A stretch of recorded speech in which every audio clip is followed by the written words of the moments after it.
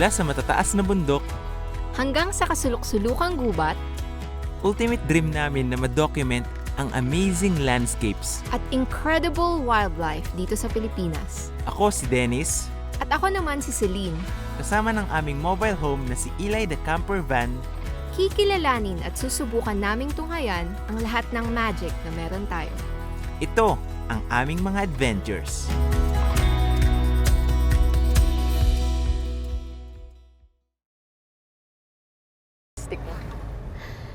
Hello, hello, hello! Welcome back to our channel at nandito naman tayo ulit para mag-adventure. So pupunta tayo ngayon sa isa sa mga pinaka-favorite kong lugar dito sa Sorsogon, ang Lake Bulusan. Subukan nating mag-birding ulit. Hindi tayo mag-stay overnight. Sana payagan ulit tayo. Tara, tara!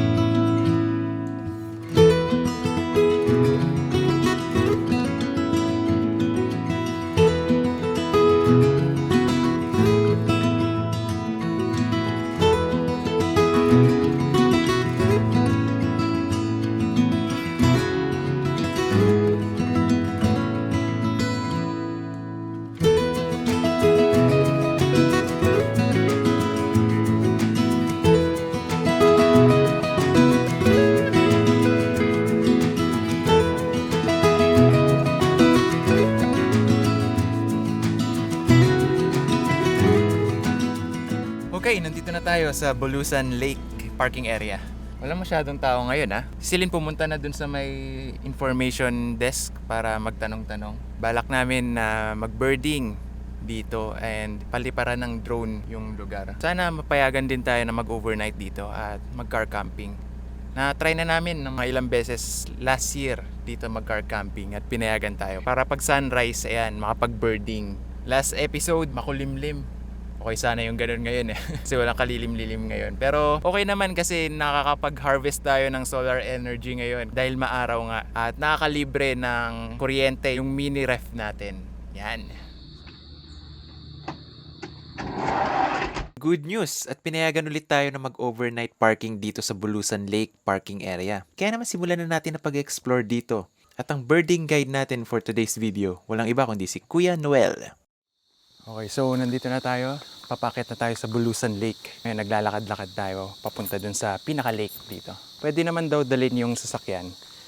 So dito kasi sa kalsada na to, papataas. Baka may mahanap tayong mga ibon din na pwede mapicturean ni Celine. So ayan.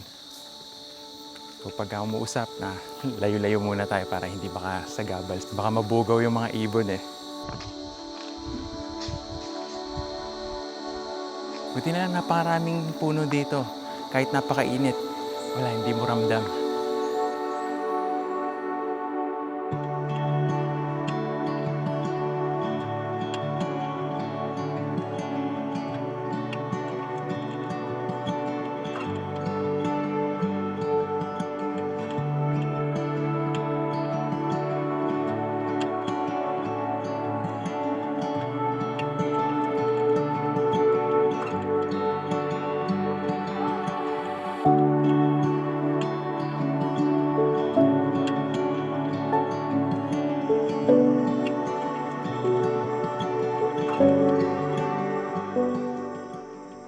Daming unggoy.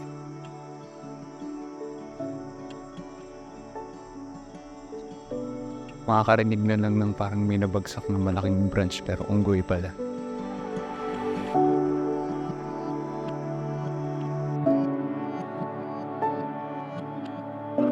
Okay, nandito na tayo sa gate ng Bulusan Lake.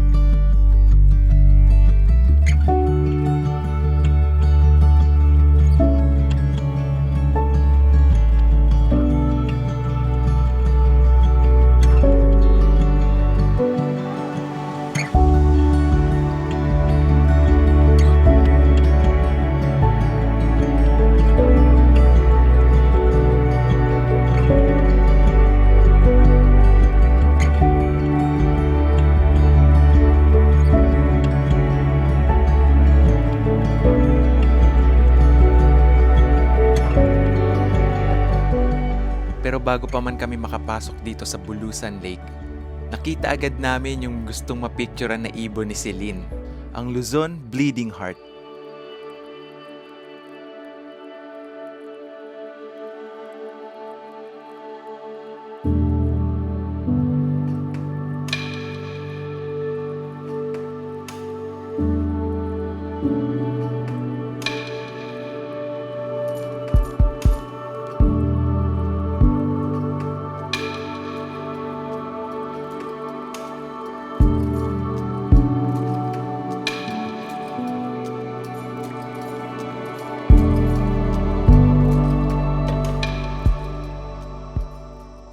Okay, so bumaba kami dito sa ilalim ng platform dito sa Bulusan Lake.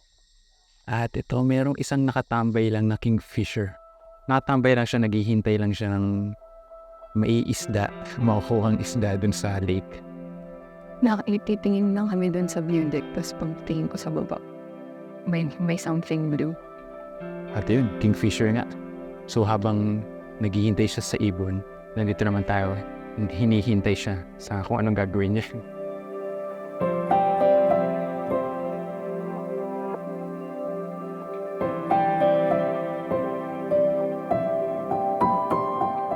Akala namin nung una dwarf kingfisher ito, tulad ng nakita natin sa Kamikin. Pero upon consulting with our guidebook, we found out na ito ay Northern Indigo Banded Kingfisher o Sake cyanopectus, isang endemic na ibon sa Pilipinas. Ang mga ibon na ito ay naninirahan sa mga sapa at lawa kung saan makapal pa ang nakapalibot na gubat. Tapos dapat may mga bato na pwedeng dapuan, tulad nga dito sa Bulusan Lake. Nasa 13 to 14 centimeters lang ang sukat ng Northern Indigo Banded Kingfisher. Maliliit lang sila. At kaya tinawag na Indigo Banded dahil sa pattern sa kanyang dibdib. At itong nakita natin, dalawa yung band niya sa kanyang dibdib. Itong nakita natin ay lalaki. Yung babae kasi isa lang yung band. Ang Northern Indigo Banded Kingfisher ay sa Luzon lang matatagpuan. Meron itong kamukhang-kamukhang isang ibon, yung Southern Indigo Banded Kingfisher, na sa Panay at Negros Islands naman matatagpuan.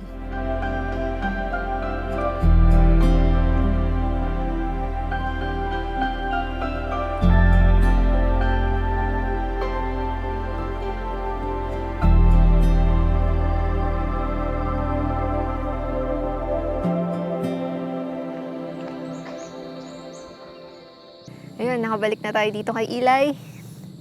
Yan, buti na lang pinayagan ulit tayo na dito magstay. Dahil bukas magbo-boarding ulit tayo kasama si Kuya Noel. Grabe, ang saya kasi wala akong expectations today. Gusto ko lang maglakad. Tapos naka-bleeding heart at naka-kingfisher pa tayo. Tapos sinalubong pa tayo ng mga hornbills dito. Ang saya. Ang saya.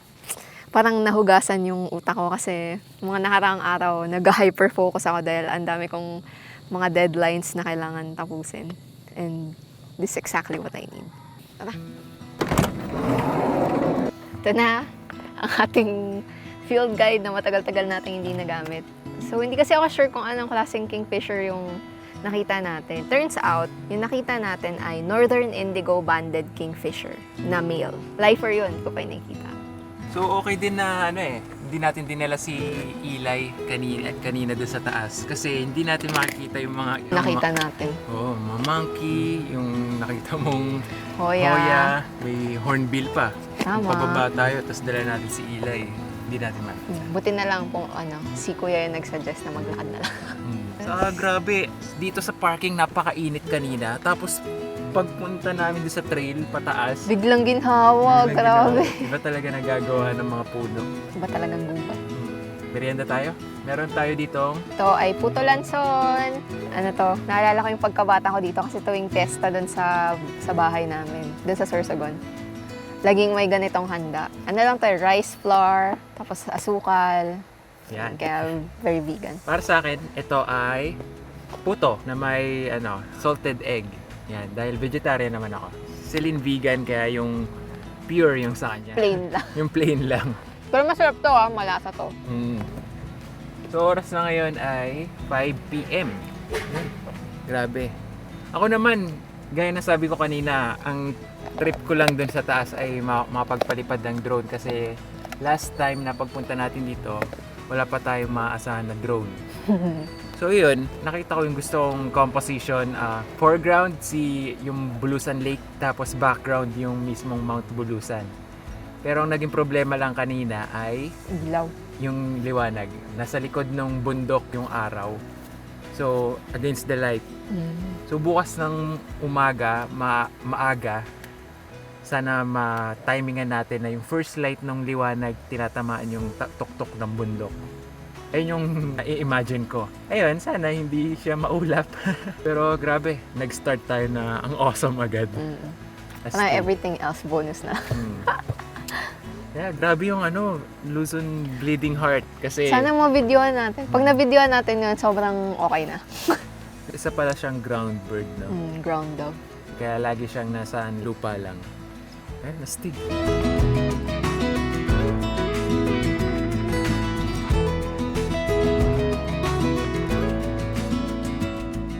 Ayan, magsasaing na tayo. Buti na lang bukas yung CR dito. At yun, hindi na natin kailangan ulit galawin yung tubig sa taas ni Eli the camper van. Saing lang natin to, gamit natin yung itong steamer natin. Yan, tapos sasaksak natin dito sa inverter natin. Okay, let's go. Tapos dito sa mini rep natin, kuha naman tayo ng iinitin nating ulam. Tan, tan, tan, tan. Ayan, ayan ang laman ng aming rep. Wala nang laman. Kasi nandito, ayan. Hindi natin itong initin. Ayan. Ito ay, buksan lang natin. Tadan! Munggo na may magic meat. Magic meat ay mga gawa sa soy and meat protein. Ayan yung nilalagay namin sa mga sinigang namin. At kung ano-ano pa, pampalit sa normal na karne. Yan, dahil kami ay vegetarian at vegan nga. So, lagay lang natin to dito. Tapos, ito. Init. Wow. Alis muna natin tong isang kanin natin yan. Para bukas yan umagahan. Siguro mga 5 minutes, 10 minutes natin iinitin to. Tapos, kainan na! Hindi na mainit. Sabi sa'yo eh. Inuna kasi ni Celine yung chichirya. So, tuwing gabi, hindi naman siya kumakain talaga. Sinusubo-subo ako lang ng ilang beses, tas okay na siya. Yun.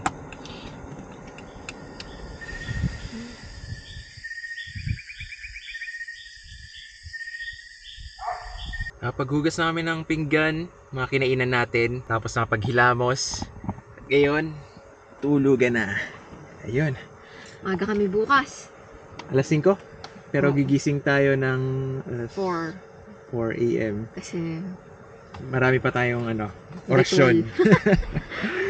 So, ayun, mahaba-haba ulit ang araw natin bukas. Sana swertihin. swertihin tayo sa mga ibon at sa liwanag bukas ng sunrise. So, good night! Good night! Okay, good morning. Dito ulit tayo sa Bulusan Lake. Ayan. So, si Celine, hinihintay na yung bleeding heart pigeon doon na lumitaw ulit. So, tayo, dahil nandyan na yung araw, sunrise na ngayon, papalipad na tayo ng drone. Sana makuha natin to at sana walang masyadong ulap dun sa Mount Bulusan.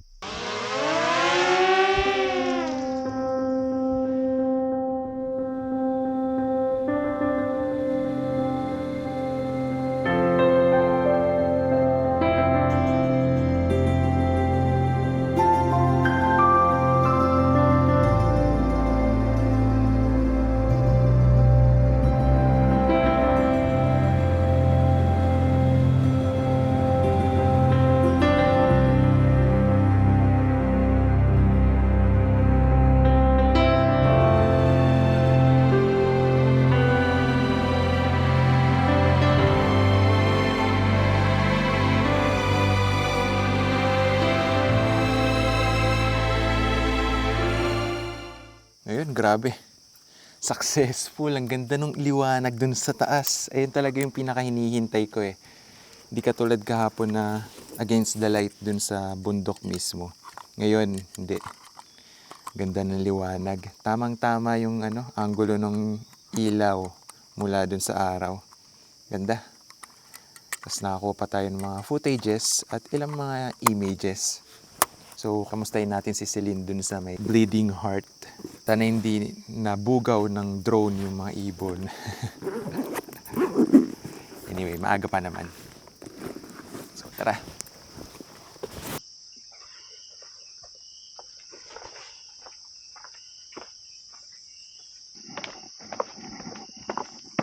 Ano yung napicturean at na-videoan mo? Scale feathered Malkoha.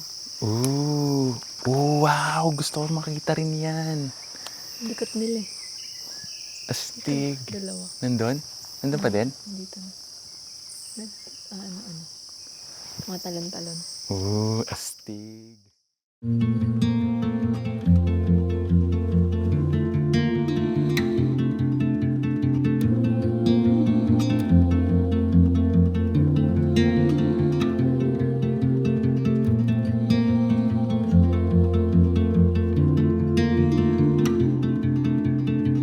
Hindi na talaga nagpakita yung Luzon Bleeding Heart sa amin, kaya ito. Nagdesisyon na kaming libutin yung Bulusan Lake.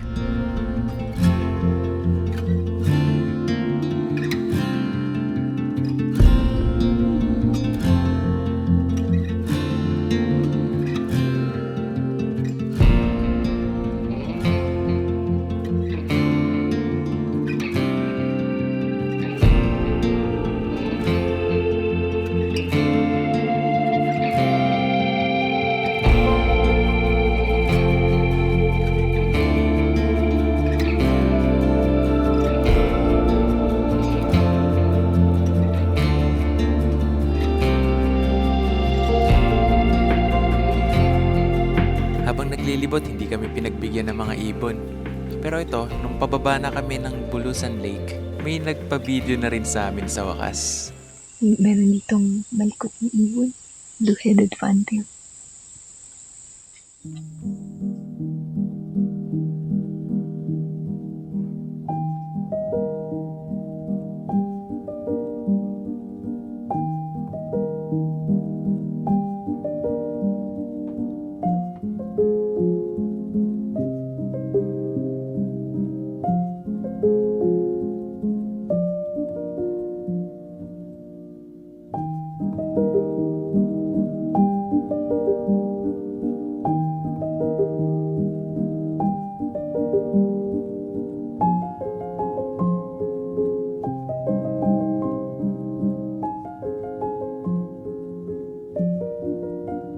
Pagkatapos nun, nagpakita naman sa amin tong ibon na to.